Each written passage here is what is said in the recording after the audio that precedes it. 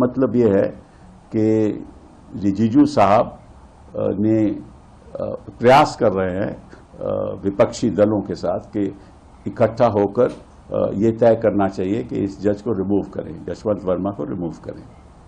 Remove करेंगे या नहीं करेंगे, अभी तक तो कोई इम्पीचमेंट मोशन है ही नहीं। ना 50 मेंबर ऑफ पार्लियामेंट ने राज्यसभा में हस्ताक्षर किए हैं, ना 100 मेंबर पार्लियामेंट लोकसभा में हस्ताक्षर किए हैं।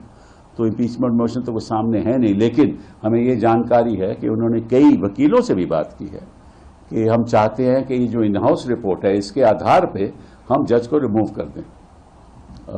मुझे नहीं मालूम कि वकीलों ने क्या उनको राय दी है, ये तो मैं जानता नहीं हूं, लेकिन अगर ये ऐसा करेंगे तो निश्चित रूप से हम विरोध करेंगे।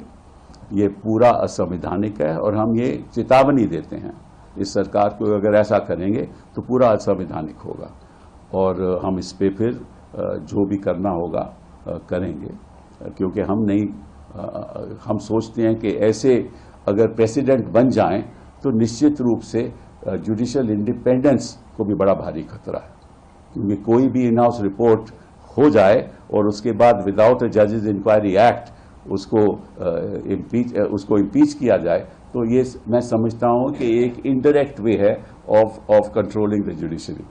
तो ये भारी जुडिशियल इंडिपेंडेंस के लिए बड़ी खतरनाक बात है।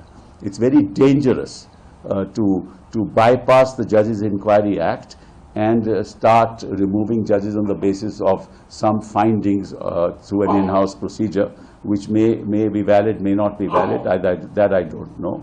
But if such a procedure is followed, it will be extremely dangerous for upholding the independence of the judiciary, because it will be an indirect way of subverting the law and removing a judge on the basis of some in-house inquiry.